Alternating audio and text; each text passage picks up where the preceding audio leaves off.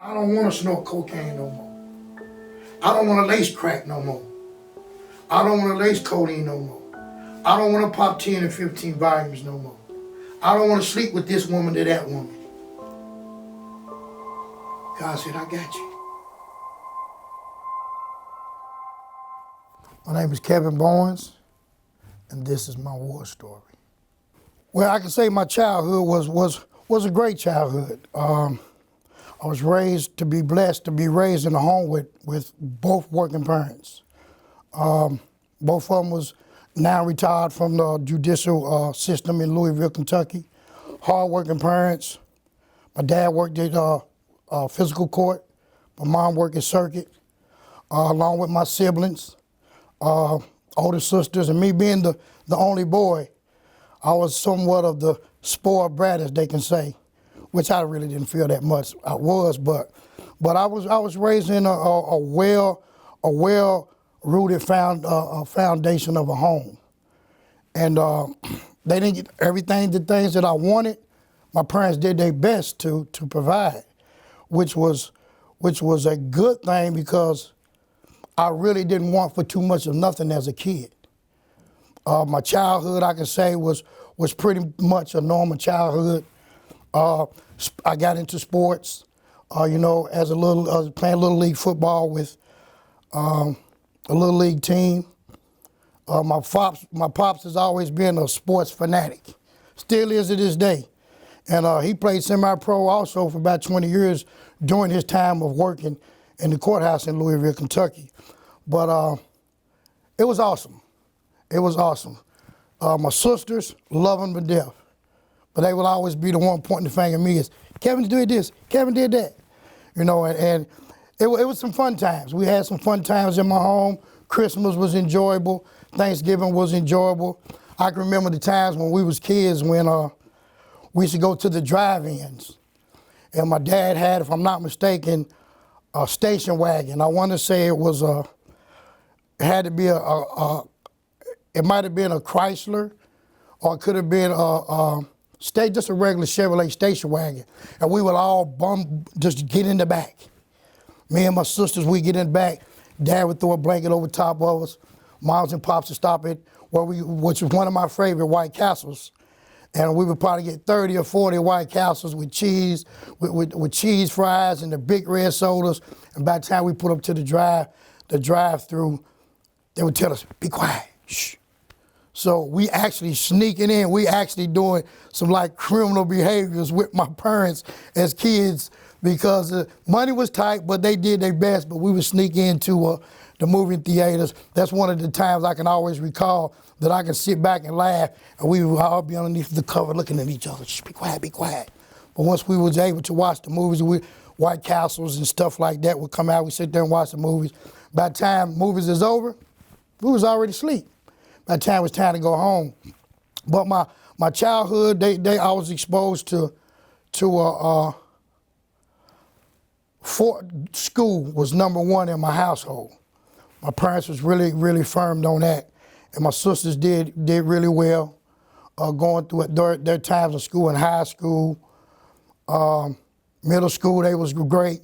But when it came to me, there was always the oops or the signing of the report cards. I think I mastered my mom's signature. That B, she has a B the certain way she writes it, and I think I mastered it. And so when it came to schooling for me, there was always the bumps in the road. Because I wasn't a good student, but I wasn't a studious student.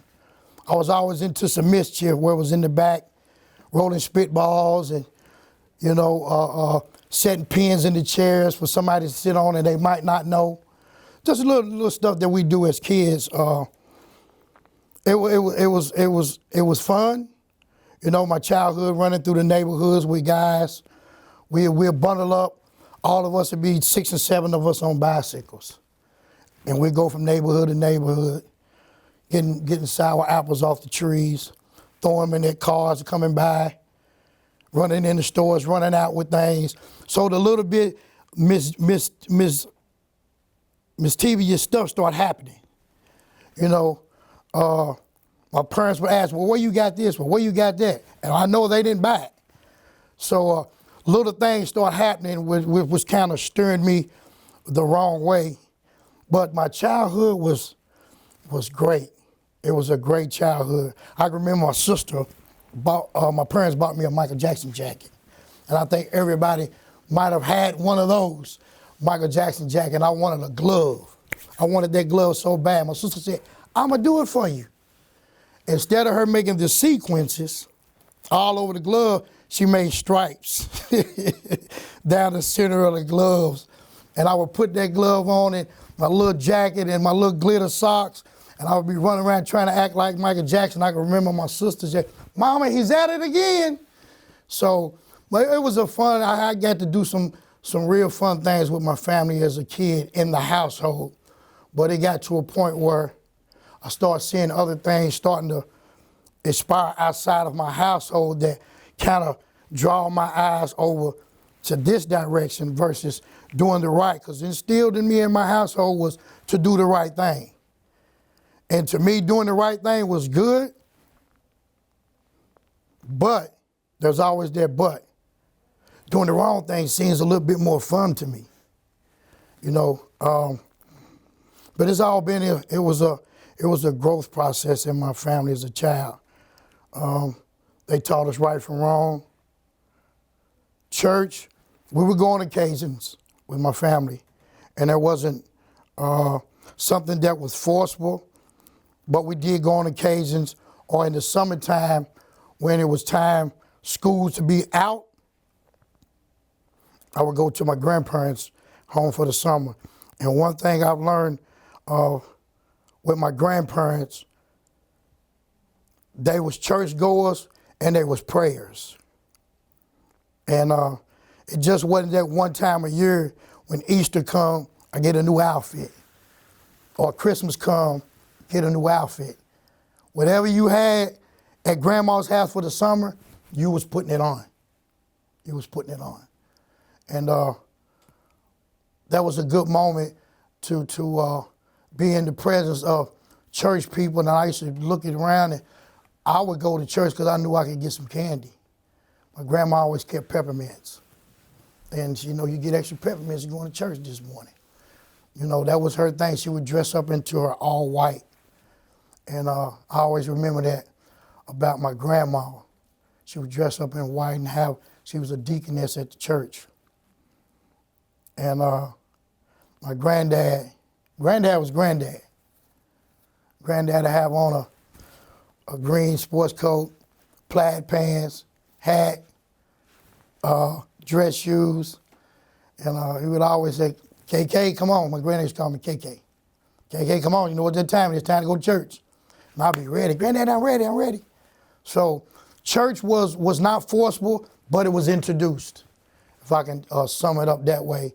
So the childhood in my family was a blessing until I stepped out of the realm of learning how to do wrong. Because doing right wasn't really, I really felt that wasn't for me. Even though there was going to be consequences behind it, I still felt that doing the wrong or trying to do wrong was a better fit for me. Yeah. But my parents showed a lot of love as a kid. My sisters showed a lot of love because I was the baby. And I wasn't the spoiled one. I didn't get everything I wanted. They gave me the necessity. They didn't give me what I wanted. Christmas time would come around. I can remember my sisters killed my spirit with Santa Claus. I can't remember the age. I may have been about 7, 8. And it's Christmas time. And we lived on a street in Louisville, Kentucky called Caldwell. And in the kitchen was the water heater.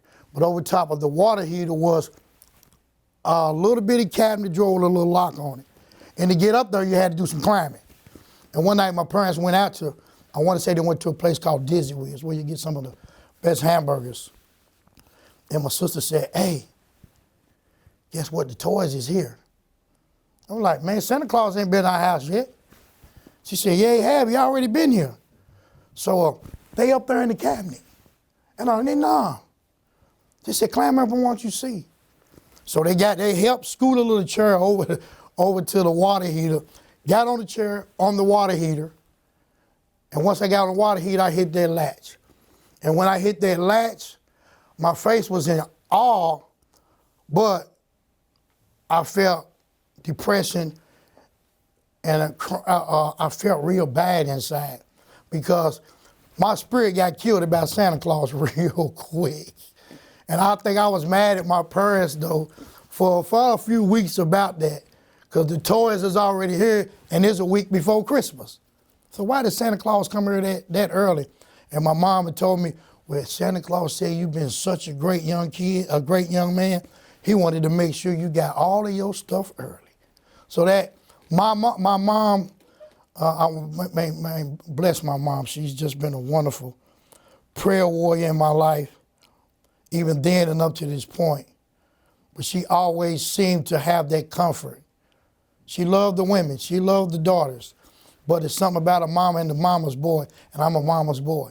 Still to this day, if I go home to Louisville, I'm getting in mama bed. And here come my dad, hey, you gotta get up out of that bed, son. Daddy trying to go to sleep. But my mom be like, oh, leave him alone, he's fine, he home. But my mom always showed a lot of love for me as a kid. My dad showed a lot of love. He was firm with his though. He was firm.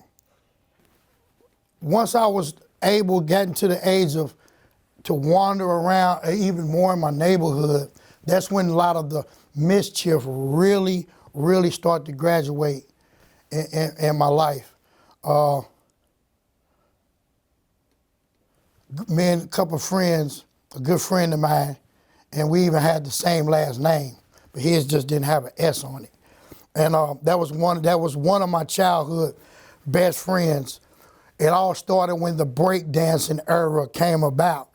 And we would have a cardboard, we would have our tile, we would have our boom box with the radio, and we would go on the east side of the city, which was a couple blocks, the East End, which is Shepherd Square, which is where my childhood, where I grew up first. We'd be out there breakdance and this and that, and you know, the guys is already, they our age. Some of the guys are a little older, but we was a little younger. 13, 14, 15. Well, man, let me get a drink of that. Man, what y'all got over there? Because y'all popping and locking, y'all doing a little bit more better since we see y'all got that juice. So we would actually, nah, y'all don't need that, nah, y'all don't need that. They wouldn't let us indulge, so we used to put our chips together and get someone to purchase it for us that was standing on the corner. Maybe you might give them $1 or $2, but hey, this is what we want. And I can remember my first indulging with liquor was at 13 years old. And that was Mad Dog 2020. Never forget it. So every time once I would start drinking and doing what I do as far as the breakdancing and venturing out, I felt like Superman. I felt like a different person once I got that mind-altering chemical in my body. So I felt like I could conquer the world, even through breakdancing, whether it was riding wheelies 2 or 3 blocks. I would have that in my system. You couldn't tell me nothing. But then we found out about then we found out that, hey, this is not going to be the way, because we found out that eventually whatever you put in your body, too much of it, it's going to come up. So we would find ourselves at a young age leaning behind trees, and I would find myself behind the house before I go in or sneak back in, throwing everything up and then trying to lay down in the morning and then trying to wake up with the head spinning. Oh, Lord, I mean, I'm just a kid. God, I don't want to do this anymore. I'm not going to do this. But there was some crazy mischief going on with that. And then I seen guys that would be standing on the corner puffing. I used to be like, what this smell is? I was smelling the stint of marijuana. And I was like, well, what is that? So I found myself wanting to indulge with that and trying to be sneakily and quietly to come home without that type of smell in my home. I got away with a lot of it because I would come in and go straight in the room. Mom and dad might already be sitting down, but you better be in the house before nightfall. And there started to be time my dad had this whistle. I don't care if you're 4 or 5 blocks away. He would whistle with his tongue and you're gonna hear it. If you don't hear it, some of the friends or the neighbors where you was at gonna say, you don't hear your dad whistling? We can hear it. And it was long. Up, time to go. Better get in for that night, for the nightfall, because if not, you have a problem. But the mischief started, sneaking out the windows, drinking a little bit here, experimenting with cigarettes as a 13, 14, 15-year-old, now the marijuana, and all of a sudden the shift of my family, we moved from the East End to the West End, which is an area that I came to love so much, is in the West End in an area called Victory Park. And 22nd and Hale Avenue is where I moved to, but from that life of my street being named Hale Street, it was spelled different, H-A-E-L, but that's where my life of H-E-L-L really started. But my neighborhood, when we moved from Shepherd Square up in the East End to Victory Park, and Victory Park's a beautiful neighborhood. Neighborhoods is just like neighborhoods. We young, we find out things as we go. And venturing out even more because it's a new neighborhood and I'm new to the city, to this area. I want to start venturing out and seeing who's who and what's going on in the city and in the neighborhood and stuff like that. So I started finding myself venturing out more and more and more and finding myself starting to indulge in not just the drinking and the using, the selling. So that's when the real drug activity really started in my life with 16 and 17 years old of involving in criminal activity. And that was a process that I thought, well, if I'm not used to getting what I want in my household, maybe this would be the better opportunity for me to get it how I want to get it, and I can get what I want. And one thing about that, my dad, Mr. Bowens, he was not with that. You can do what you want, but you're not going to do it in my house. So wherever you at, you stay out there with it. Don't bring it to my house. And one thing I remember, when Dad said that, don't bring nothing to his house, he said that with a double-barrel shotgun in his hand. Don't bring that drama to his house. And that was my way of, that message from him was my way of pushing me further away from my family, because I didn't want to bring, even though I was brought up with respect, I had respect for my family, even though I was doing wrong, I didn't want to bring nothing to their homes. And that's when I found myself in getting involved with criminal activity, branching out even more around the city, quote unquote, wanting to be the dope boy, wanting to be the ladies' man, wanting to hang out in the clubs, wanting to do this and wanting to do that. And it evolved, it ended up into a lifestyle for me. That's how it ended up to coming to be, a lifestyle. High school, out of the question. That was thrown out the window because I knew there was going to be a time in my life that high school wasn't going to be an option for me anymore, because I'm not getting up every morning going to school. I'm not going to finish high school and graduate. So I took on the oath that the streets was going to be my new home. Hanging with my friends around Victory Park, and lost a lot of friends along the way.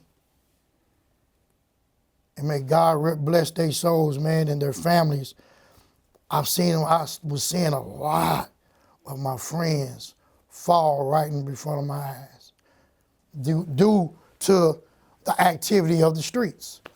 And I was always that one that seemed like a near miss. I got so many near misses during my time as my teenage years and coming up into my adult neighborhood, whether it be the drive-bys, the killings. I've seen I done seen numerous guys get shot next to me. I done been at the wrong place at the wrong time and seem to get out of certain situations. I used to call it luck. Boy, you was lucky this time. You was lucky this time. But I still seem to go back to that. The negativity and the behavior. But during my time on the streets, I was always still a respectable person, though. So I don't wear the scars of what I've been through. I don't even look like what I've been through. And my story can get real in deep, but I try not to dwell too much on my history because it takes me to a point of it's good to remember, but I don't want to always remember the bad times. And there was a lot of good times in my city and in my neighborhood. Louisville's a beautiful city, beautiful people. During the ripping and running the streets, running with a crew, trying to get some few dollars here and there, trying to make a little money. I had a group of friends that was really close friends. Their lives wasn't like mine. One of them was a lady friend that was my childhood girlfriend at the time. And then my best friend, me and him was like, you see one, you see the other one. And then her best friend, they all went to the military. And it's like, they all went simultaneously, back to back, boom, boom, boom. So the people that I really held close to my heart at that moment in time, when Kevin loves dearly. And when those people that was really my friends, and still to this day, all of us is real good friends, but they left and went to the military. So me left in the streets, I was left with a lot of pain. Now my best friends are gone, and where is my life gonna end up? Because I never finished high school. And my drug addiction was already enrolled. It was rolling. So now some people that was close friends is no longer in my life. I felt left. I felt abandoned. And with doing that, my addiction really picked up even more. And the addiction, I felt empty inside. It felt like nobody was there for me when I needed help. Oh, poor me, what can I do? My shelter was to numb myself from the pain. And my drug addiction went from the drinking to the marijuana to increase to snorting cocaine, popping volumes, drinking codeine, to smother myself and thinking that would smother the pain, not knowing that I would become to enjoy what I'm putting in my body. You know, and the increase of the usage from trying to hustle on the streets to using the drugs to automatically stopping me from hustling on the street to wanting to do nothing but use 24/7. And with losing 24/7, my whole life changed in a matter of just like that. So me not knowing that how deeply rooted that I had got myself into the addiction, it turned out all bad. Because I was one of those kids as a childhood, in my family's eyes, in some of the periods of most likely to succeed. Going up through middle school and high school, I was the artist. winning numerous of art shows and art classes in school, basketball. I shoot basketball still to this day, but that was one of my things. Even playing football, sports. But once those lifestyle of that wasn't enough for me, thinking that the streets was gonna be better, I got a rude awakening. It was a rude awakening, and the addiction was bad. It got really, really bad. And it wasn't a slow process. It was a quick downhill spiral for me. Now that I've come to learn more about my addiction, it's really, really took on a whole nother life form with me, because I wasn't the same person I used to be. And once the drugs had really, really consumed every avenue of my life, that's the only thing I wanted to live for. Whether it was to rob Peter to get it from Paul, or whether it was to steal and connive to get this, to get that, I did it. I did it. And it led me to places I never thought that I would end up. Sleeping in the trap houses, being up on nights in and nights out, 2 or 3 days without eating, not taking a bath, not even worrying about how I look. But addiction will have you to that point where you don't even care about yourself and how you're. It's all about what do you want to consume. What do you want to fuel you for the day? And my fuel today, at that moment in time, was the drugs. And the cocaine wasn't getting it enough for me anymore. So that's next thing was the next level was the crack cocaine. And when that hit, whew,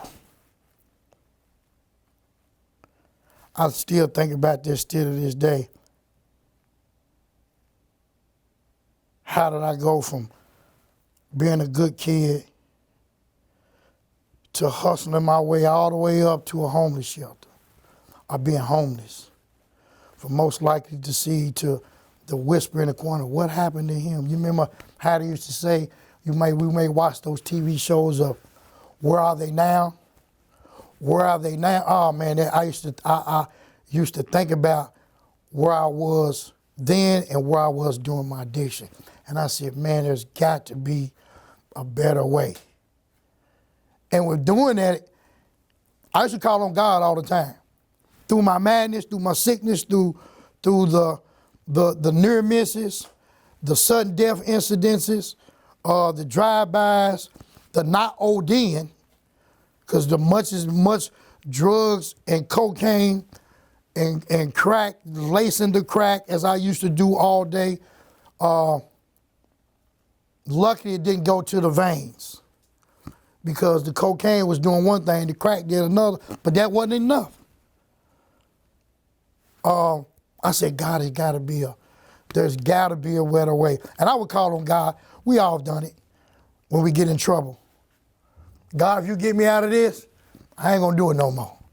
As soon as he get us out of this situation, pew, right back to the negative. And I said, and there was a point in my life, I said, man, God, I need your help. But needing that help, prison time, he slowed me up. Prison time came about. From going to prison, doing a little stint behind the bars, getting out, state prison, and even going back. There were some times during prison that I used to be like, God, if you're real. Because the only thing that would slow me up at that time was to go to jail. Because I was suicidal, that was gonna kill myself. Even though I still had a lot of respect for the streets. Some people didn't have no love. I didn't have no love to this aspect. I didn't love myself enough to quit. I loved myself enough just to kill myself at that moment in time. And that's really what I wanted to do, because I felt I let a lot of people down. And I let myself down. But I got a point where coming out of prison, I said, God, if you're real, This time I'll listen. I'll listen.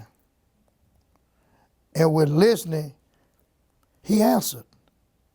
He said, yo, I've been talking to you the whole time. You just wasn't listening. And listening and hearing is two different things. And I found myself, God, if you real this time, if you real, I've heard about you.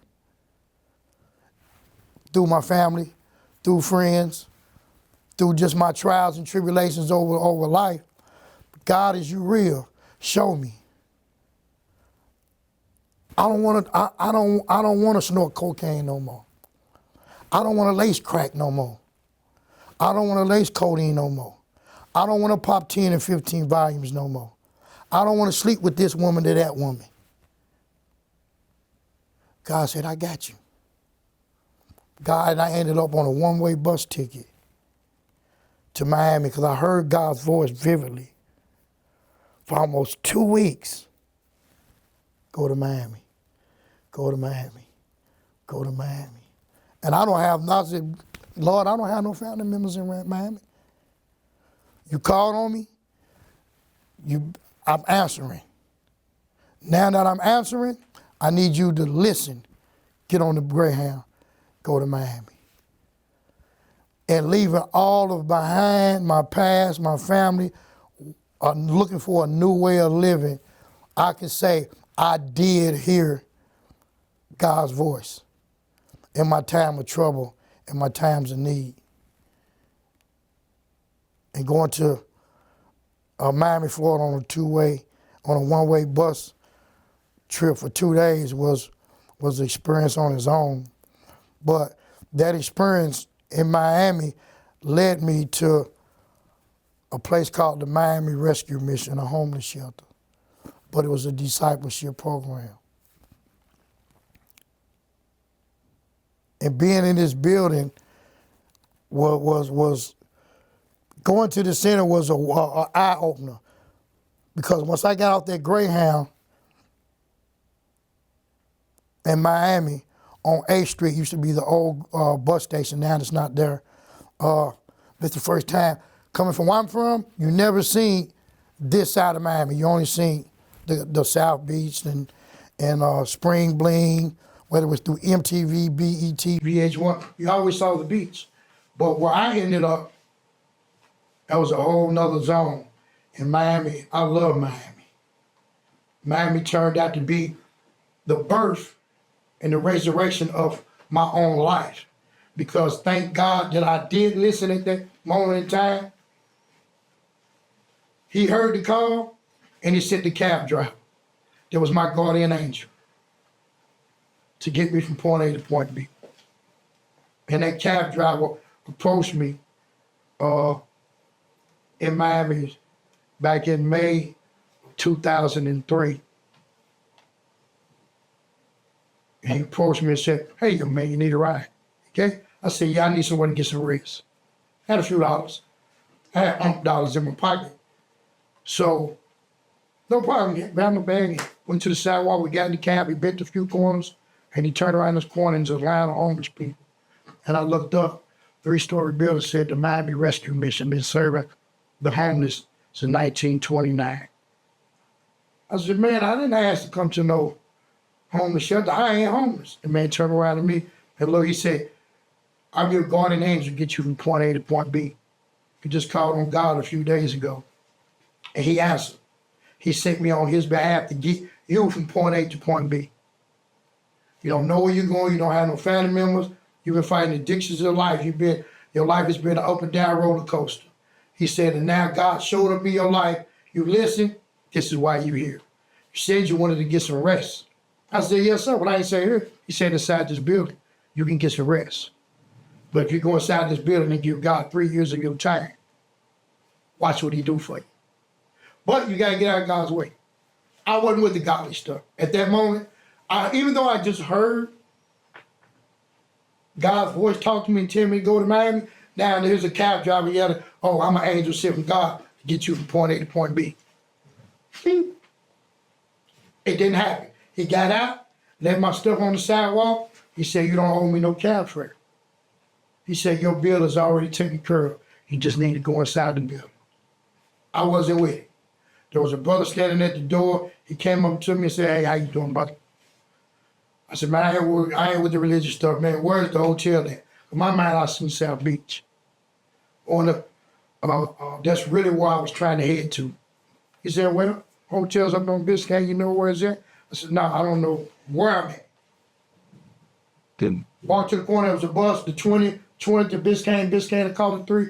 There was a hotel, went in for the night for the hotel, paid for the room, didn't ask for a wake-up call from a young man. The next morning, there was a young lady. Good morning, sir, you had a wake-up call. I didn't ask for a wake-up call. She said, yes, you did, your name was in the book. She said, your cab will be here probably about 15 minutes. I said, all right, let me get you something else. And I didn't have much. I traveled light, coming from Louisville, from prison to streets and to Miami.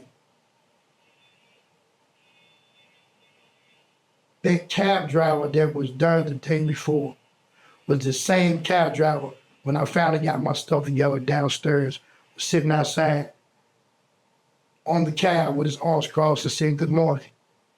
I aim to get you from point A to point B. Where I took you in yesterday is a discipleship program. He said, God called you, call him, God answered. I'm here to get you back as your guardian angel to a place of refuge. And you know what? You said you can stay there for free for 7 days. My manipulative thinking, well, I can stay there for free and then get to the beach. Let's go. But when he took me back, something happened when I walked through that door. I ended up, that was May the 15th, 2003. Walked in the door, the presence of the Lord showed right up. And that's when coming to Miami was where I had my really one-on-one, my first actual one-on-one for wholeheartedly giving myself up to the Lord. I said, I give this Jesus, I give this God thing a try. I called on him, he showed up. But now I'm having the uneven balance of, I give it a shot. But seeing what God was doing in guys' lives through the discipleship program that was a homeless shelter, but there was this part where discipleship, where you got the 16 weeks discipleship and you got able to do this and do that. But focusing on the Lord was the primary aspect of the building. And after seeing the guys in the building that I've seen, they said this guy was just homeless. He's graduating top of Miami-Dade College. This guy's head of the work program and he's doing this now. I've seen all of these miraculous events and things expiring in these guys' lives that God had placed on them because they made a decision to say, you know what, God, here I am. I'm gonna give it my all. So I was, you know what, let me just try to give this a try. And with giving it a try was the best thing I could have ever done to save my life. Because once I did give myself to the Lord and like learning about reading the 66 books of the Bible, excuse me, starting to read the Bible, starting to read the instruction manual. And if anybody, if you like me, if we get a phone or we putting something together at home, there's always an instruction manual. And I always used to wonder why I would always put something together by just looking at the box instead of reading instructions, putting it together, but there's always 1 or 2 pieces left. But eventually, that's gonna crumble within a year or two. Them pieces was for a reason. So learning about the Bible and what God has really, really done to help me to this point, to give me the instruction manual on a new way of living. Because I had to be deprogrammed.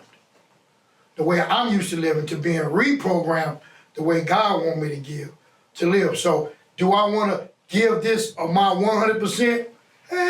Nah, I didn't at the beginning. But I start seeing burdens lifted.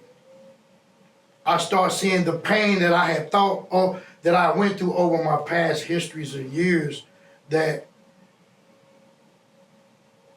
I can now have a place to dump all of my baggage, all of my hurt, all of my self-pity, all of this anger. The Lord said, give it to me.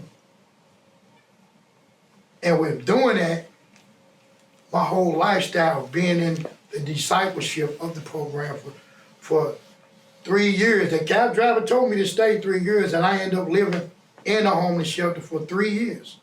Completed the program, the curriculum, which was 12 months to 18 months, completed that. Never had my GED. Was able to get my GED. Once I completed, my mind was focused. God said, I need you focused. The instruction manual, God is gonna give you the elevations that you need. Only thing you gotta do is stick to the program, stick to his program. Don't deviate. I'm a deviator. But this time of working and doing my due diligence by reading my Genesis, Exodus, Leviticus, Numbers, Deuteronomy, Joshua, Judges, Ruth, 1 Samuel, 2 Samuel, all the way to Revelation, God showed up. Was able to get the GED. And once I was able to get the GED, what's next? Let me get my cosmetology license. That showed up. The cosmetology license showed up. I was able to go get what I needed, my own place, and was able to be used, even though God was doing what he was doing in my life. Moving out of the building, I said, God, I don't want to be a sideline Christian. Give me something that's from me. And being in Miami, in 2008, I lost 11 clients that sit in my chair. And the youngest one was 9, the oldest was 16, within a 2-month span. And that was a part of my life in Miami was where I felt God was going to use me far as being a minister, a messenger for him, to let people know that God is here for you, and he's here to heal every wound in spite of what you went through. So God said, you know what, Kevin, you danced for the devil so long, I need you to dance for me. You want something to take with you? He said, put this white paint on your face and these white gloves and dance for me. I'm like, hey, I'm used to dancing in a nightclub, sir. I'm used to dancing with some women around me, sir. No. I need you to dance for the kingdom. To show people that I'm still in the deliverance business. And with doing that, I was able to be used what God has done for me over the points of my stay in the beautiful city of Miami, to give away something that a lot of people would shy away from, and I used to shy away from the word myself. But he birthed in me, I call it my alter ego, which is TQM, which stands for the Quiet Minister. The Miami Herald did that story on me, and God seemed fit to give them that name to pass it on to me, the Quiet Minister. And going in ministry in Miami, I'm doing the right things. I'm being useful. I'm doing ministry. I'm going to church. I'm paying my tithes and offering. I'm living up. I'm doing everything that's required. But they got to a point where I got burnt out. And it's a favorite scripture that I was just talking with some guys about. Galatians 6:9. Do not grow weary in well doing. And growing weary, I found myself not wanting to do ministry anymore. I found myself not wanting to go to church. I found myself not wanting to do what that was required through my instruction manual, and wanted to deviate from that. But that was a quick fix. Whoa, hold on, son. You all right? You're gonna head to destruction. You keep it up. God will tell you, he will say, you know what, you ain't listening? Go ahead, I'm gonna be right here with open arms. If you wanna put me on the shelf, that's fine. But you're gonna learn from doing that. So I jumped back online real quick. And in times of ministry, God is birthing us with all type of ministry, and I always had a heart for helping someone else, but didn't even want to help myself. Because I was always wanting to make sure everybody else's needs was met. Which now, that's my Romans 12, 1 and 2, another one of my favorite scriptures, for being us a reasonable service. I beseech you, brethren, by the mercies of God, that you present your body as a living sacrifice. And that's what I wanted to do, is to be an asset to everybody else. Not knowing, people don't even know the struggle or the demons and stuff that I'm fighting, but I gave that all up. I surrendered it all. So that was the least of my worries. My worry was that song Michael Jackson sang, that man in the mirror. I'm talking to the man in the mirror. He was my problem. Because I didn't want to give, during my time of walking with the Lord, the devil no credit. Because I know every time I used to say pride, and the devil made me to do this, and the devil made me do that. And I know the devil real, but he ain't got no power. But I read through my instruction manual. It can be breaking news, world news, CNN. Guess what? God has slain the devil. He no longer exists. Who would Kevin still blame for his foolish behaviors? Who would Kevin blame for still wanting to go pick up cocaine, some crack, some volumes? I can't blame nobody but me. Basically, he's the crackhead. And that's a hard pill to swallow, but in reality, in my flesh, that's who I am. I don't try not to dwell on it, but sometimes you have to call it what it is for some people to receive it. Because I know I used to hear the word of God and hear people going to church and this and that.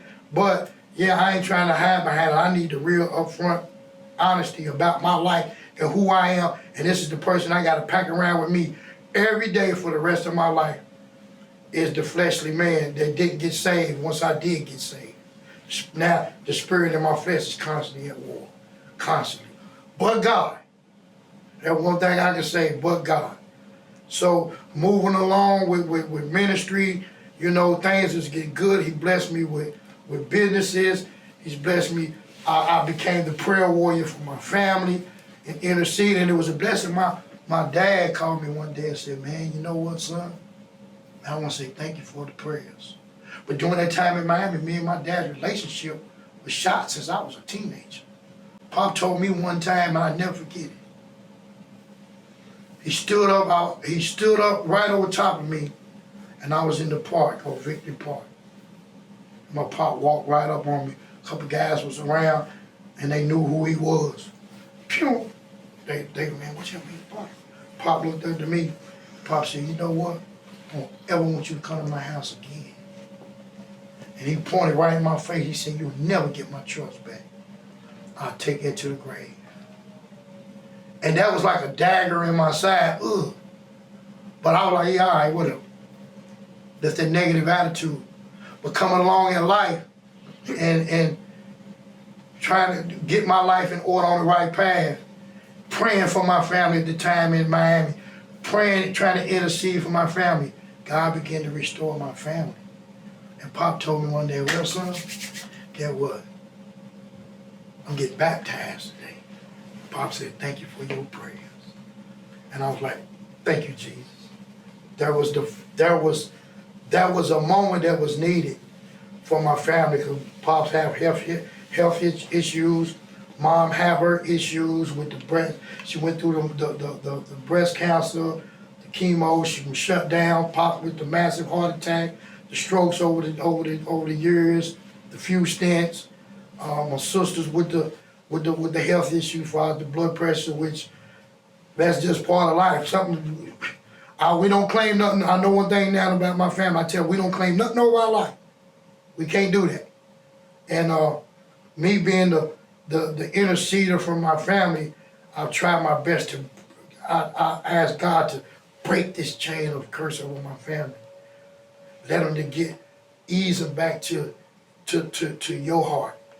Ease them back into your word. And me. God's did a miraculous work with my family and me. But my dad told me you'll never get my trust back. And I said, Pop, I told him one day, I ain't gonna let you take that to the grave with you. So I said, thank you, Jesus. Because I'm his only son. And they love me to death. But they had to learn about my addiction along the way. Because they didn't know. My dad had family members, which was his sisters and brothers that is no longer with us, went through some addiction problems, and he couldn't understand. Mom's side, somewhat, couldn't understand. But when they hit home, I thought they didn't want to understand. Now that they hit home, even though it was from their brothers and sisters or what have you, but their son, they seemed like they didn't want to understand. And that's why I felt like an outcast. Which they love me, I just stayed my distance. But now I'm able to pray for my family and intercede for my family. I've learned how God actually had been moving and working in my life. And he was continuously providing and doing what he said he would do in my life. And during that time, to help fill a void, and I always wanted to be a husband. And with being a husband, he blessed me with a beautiful wife, beautiful young lady. I could not, at that moment, I couldn't have asked for nothing more. Because he didn't give me what I wanted. God, he gonna trick you. He gonna give you a little bit more different. I'm gonna give you what you need. And he gave me, at that time, a friend, a helpmate, and a wife. And during that time of togetherness, when I became a husband, February the 15th of 2014. And during that time, my wife seen nothing but the godly man. That's who she fell in love with. She heard about the cat raggedy man. She heard about the guy that can do this or the guy that was doing that. But what she saw something total different in me. And that's what gave me a little bit more energy to do God's work and to be the man of the house, to be the man of my marriage, and be the man of my relationship. But there got to a point, again, that I wanted to put God on the shelf. I just got tired. Even though I got tired and got weary and well-doing, that old me wanted to rise up again. And one thing, she used to call me on it all the time. And this is why I knew I started going wrong. And when I had put God on the shelf. She used to say, Kevin, you going to church today? No, I don't feel like it. That saying I don't feel like it turned into a week. That week turned into a month. You know the patterns. We traveling. Now we going to the store. You want to travel? You want to give a traveling grace? Nah, I'm good. You pray for us. And she used to, my wife used to give me that look like, well, I want you to pray. And I was like, I don't feel like it. The old Kevin is starting to surf because little did I know I was pushing God out of the equation. Because I was running so hard far as doing God's work, trying to learn how to do what it is for the first time of being a married man. And being a married man, I was proud to be a husband in the house. But after so many months of doing that, I put God all the way out of the equation, and I allowed, and I think back at it now, and I've talked to her about it. With me taking God out of the equation, she wasn't at fault from her decision-making process right now. I was at fault. Because God called me to be the man. He called me to be the head of the house. And with doing that, I opened up the floodgate. And when I opened up the floodgate, I opened up the floodgate of disaster. After all of them years of the door closing, doing absolutely what God wanted me to do, and he's providing, he's showing me what's required, and he's showing me. He's giving me business. Matter of fact, let me start back. He's giving me a clear mind. He's giving me an open heart. He's allowed me to stand up to be the stand-up husband. He's blessed me with a wife. He blessed us with a future. And get what? I got to a point of my walk with God that I just got tired of doing God's word. And that's a bad spot for a Christian to be in. And at that time, I gave up all hope. I went straight in.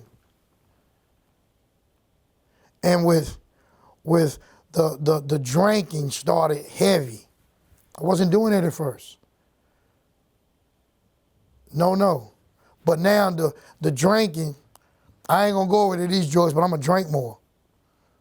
Because I switched one addiction for the next. And a little bit, and that happened, those little actions happened right before COVID hit. And when COVID hit, I still say COVID straight from the pits of you know what. And that really caused the total separation in my marriage. It's because I supposed to have been God, me, then her. God, my recovery, me, then her. She wasn't on top of that. That's what was sustaining my relationship with the Lord, was keeping him, my recovery, me, then her. But when I took all of that out of the equation, boom, we know the end results are gonna happen. So that road of COVID, it really got, and then once COVID passed, it really got rocky for me.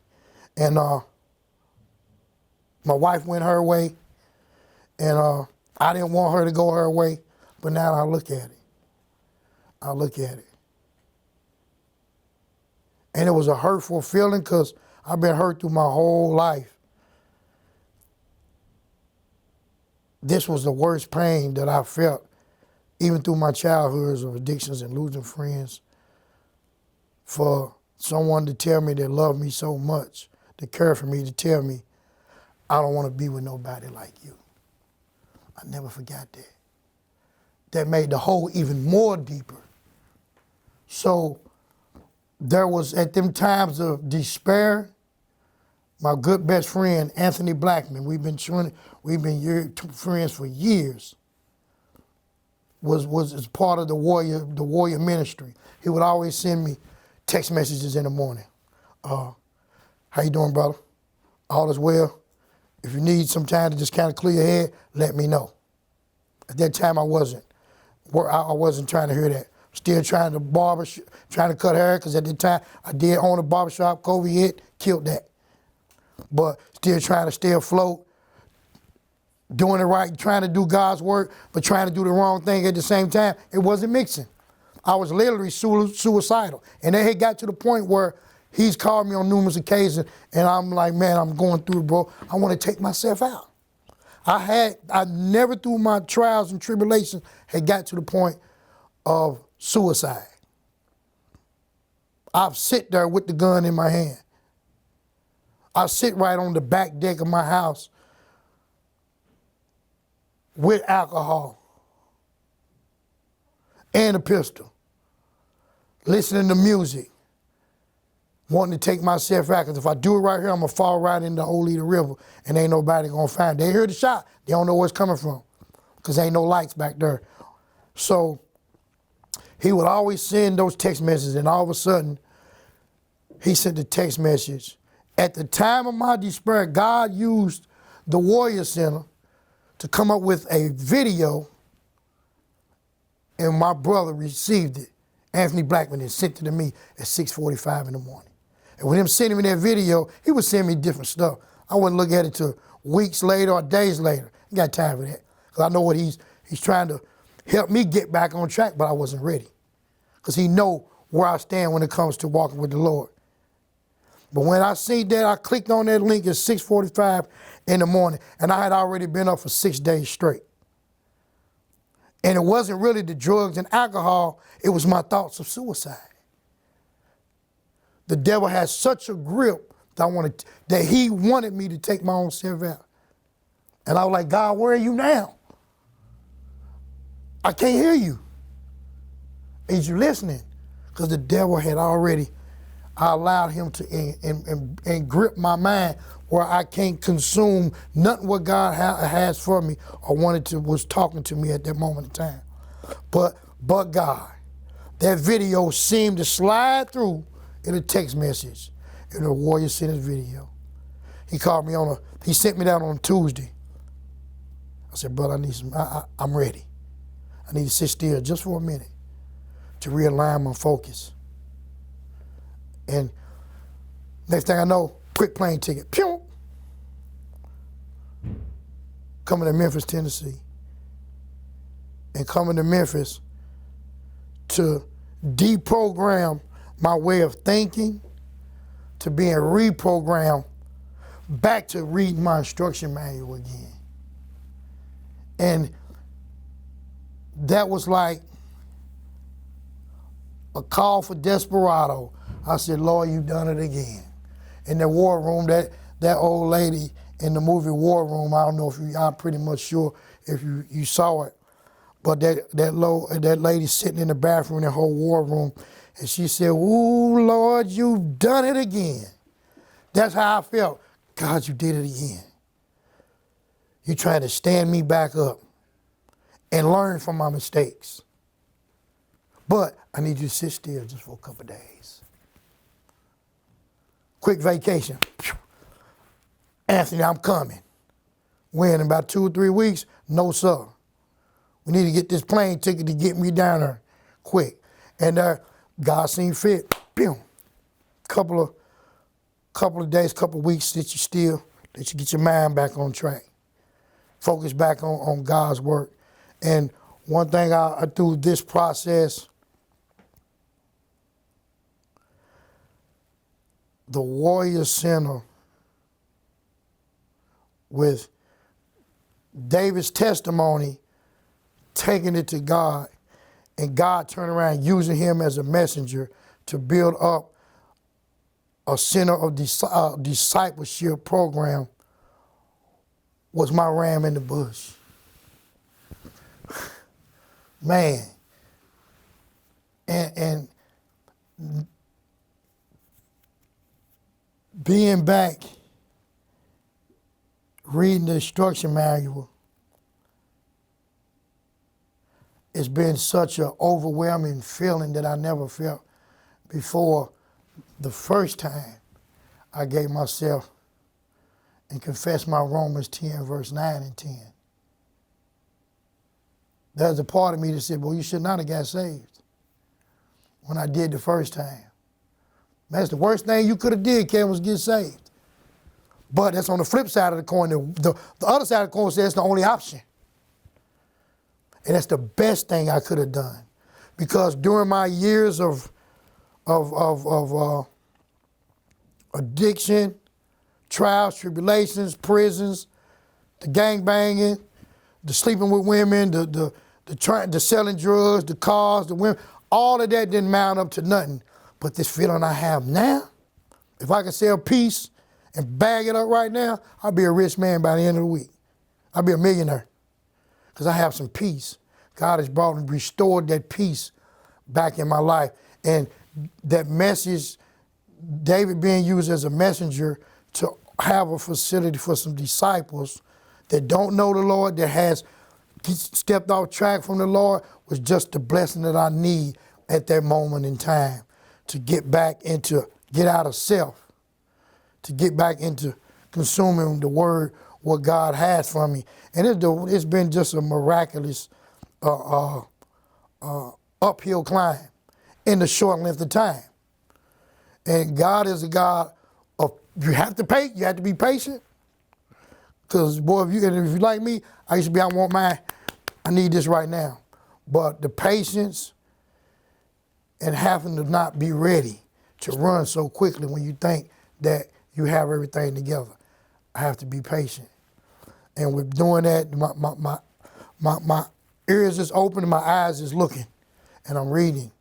And I don't know, God has so many plans for me, and I'm thinking my one plan is working.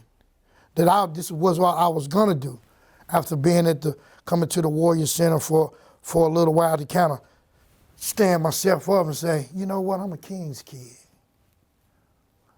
I'm a warrior. Perfect word that's a perfect word, a warrior. I said, I'm a warrior. I need some things. God, this is what I want. He's giving me the desires of my heart. I want to finish my cosmetology to be an instructor. You do your truck driving. There's so many avenues that he's opening all the doors. Now, my wildest dreams, now he said, oh, wait a minute. There's something else I want for you. I want you to be used to help somebody else or being of some type of service. Of what I've given you, son. And to be up now with all of my goals and admirations with the truck driving, to go back into cosmetology, to upgrade to a barber instructor, to be instructor of the cosmetology courses. God said, you know what? That's your raggedy plan. That ain't what I have for you. I need you to stick along in this lane right now, so there's still some more areas of growth. Even though you standing up, I stood you up. You're starting out the race like you're supposed to. There are going to be some trials, there are going to be some tribulations, but don't fold. And now I'm glad that God had opened the doors for me to be used to help somebody that can come through the door just like me. Broke down, shot out, the least, the last, the lost. The ones people will walk by that they say, hey man, can I get $1? They look at you crazy. Or that one when the old lady walk past you and she see you and she'll clench her purse, think you might try to rob her. I'm in position to kind of help guys that's struggling in their life to say, hey, I've been there. I've done it. I know what it's like. But God, there's an avenue that God wants you to take, but it's just left to step into it. But it's going to take time. And it's in due season. Some things happen for some individuals quickly, and sometimes it's a slower process from others. But with me knowing what I knew then and what I know now, one thing I've learned, even through my blessings of where I went wrong in my relationship with a beautiful woman that was given to me. Even lost my dog. I love my dog to death. Anybody know me in Miami or even on Facebook, I always posted my dog.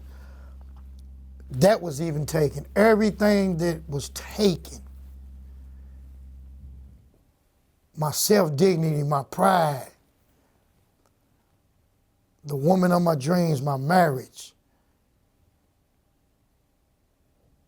things that I wasn't doing right as a husband because I'd never been married before, but learning. But through all of those things that I thought that was contrary to what God wanted me to do, I took God out of the equation. And I can't fault nobody but myself for putting God on the shelf. So this learning process, now that the Warriors and the Warrior Center has actually helped me stand up again, I've learned.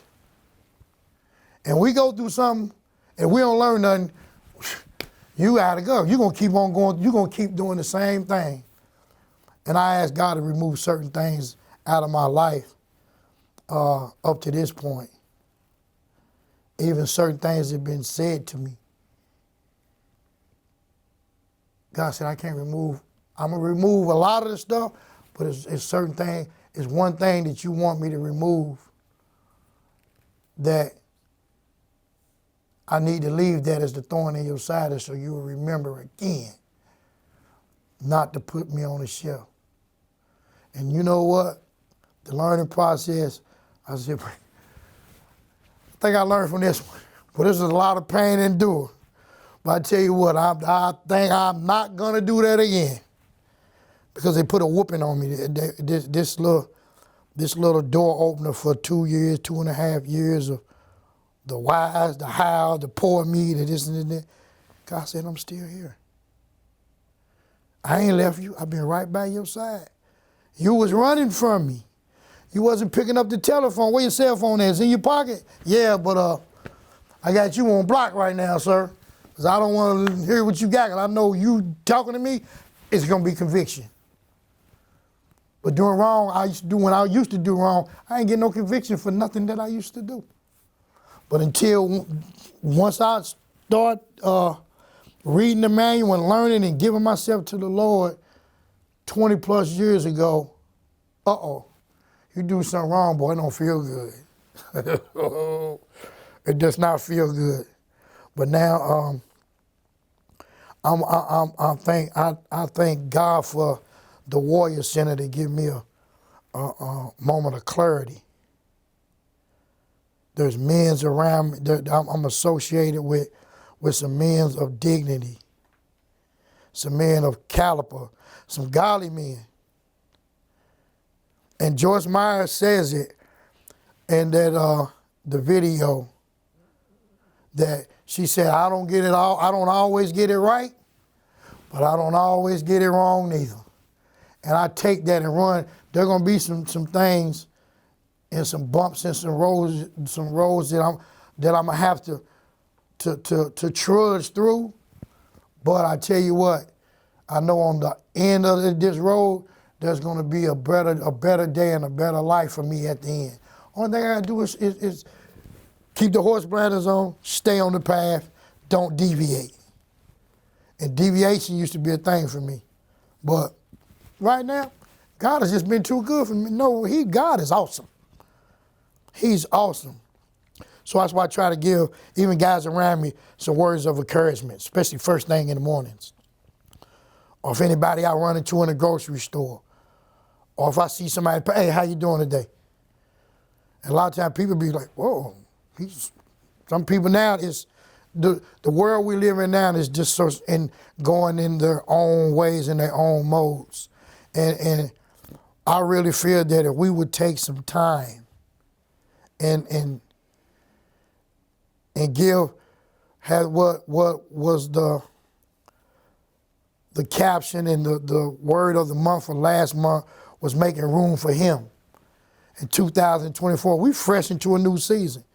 And I said, I'm going into a new year with new habits, not old behaviors. So I find myself now giving time, giving God his due diligence, giving God his time. And if we all was to just take some time, and I tell a lot of my friends and people that I associate with, I was like, give God, that's all you ask. They know I ain't going to push I ain't going to push it on you, but I'm definitely going to let you know about it. I know somebody who can save anybody. But just whatever you do, if you start your day, give him 5 minutes. Because the normal is we usually get up first thing in the morning, people go straight to the phones. What's going on social media? You ain't even got out of bed to look in the mirror, to brush your teeth, or even use the bathroom. First thing we do is grab the phone. If you can do that, give him at least 5 or 10 minutes. Give him some time. Give him what you got. What's your issues? What's going on? He gonna answer the prayers. But you have to build a relationship. And I know where I'm at. I've got a relationship. Knowing him is one thing. I know him since I was a kid. But having that relationship, man, there's nothing like it. There's nothing like having a relationship. And I wouldn't change. And changing it, I learned my lesson. That slap on the wrist. But that slap on the wrist was an eye opener of what not to do when you're going through. Don't throw in the towel on me. I'm right here for you, son. Jesus did it for you. It should have been me who was sentenced to death row, but he sent his son on my behalf to say, I did it for you. It's already done. So I thank him every day. I'm grateful. I'm just grateful for life to be alive, because months ago, I was suicidal. I was very suicidal. But God, he seen fit to say, yeah, not this one, not yet. Like, God, you too busy.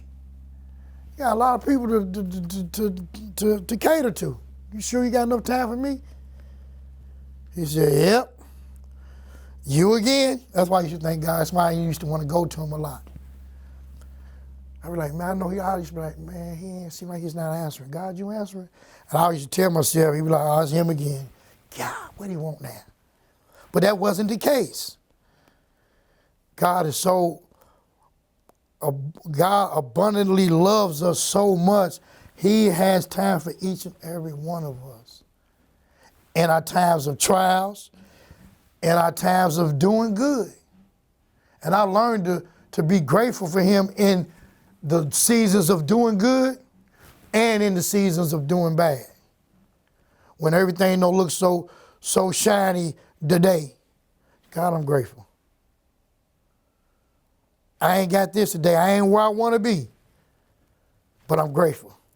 He said in due season.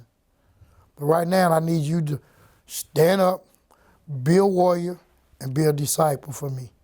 So it's been an awesome experience right now. And I give him all my energy. I used to give God, once that COVID hit, before COVID hit, I started out on full tank. A year prior to walking with the Lord, and that tank was getting full, and when things started happening, that tank started getting empty, and once it got empty, I run out of gas. I've learned, you know what? My wife used to tell me, too, at the time, sir, don't listen to rap music the first time you get up in the morning. First thing in the morning, music, worldly music, I'm on it. And ain't nothing wrong with it, I understand. But that's not prepping my mind for my lifestyle in the morning. The first thing she do, she got the praise and worship on, and I heard up, I don't want to hear that this morning. I want to listen to some Young Jeezy. I want to listen to some Rick Ross. No, sir. You need to be listening to Donnie McKirkland or reading your word or listening to Marvin Sapp. I don't want to hear that this morning. Doing that, no, I'm not, was a major no. So I just want to say, man, thank God right now. God is the admiration of my life. He's the center. He's the beginning.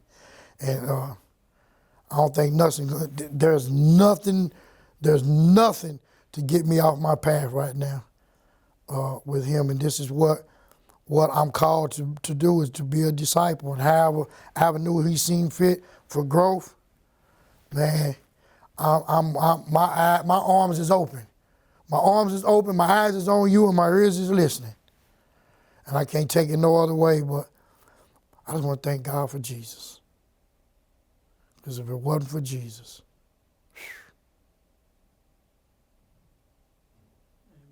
Amen. If you're ready to embark on a life-changing journey, take the first step towards renewal. Reach out to the Warrior Center today and unlock the warrior within you. Because every story of redemption starts with a choice to heal, to overcome, and to rise.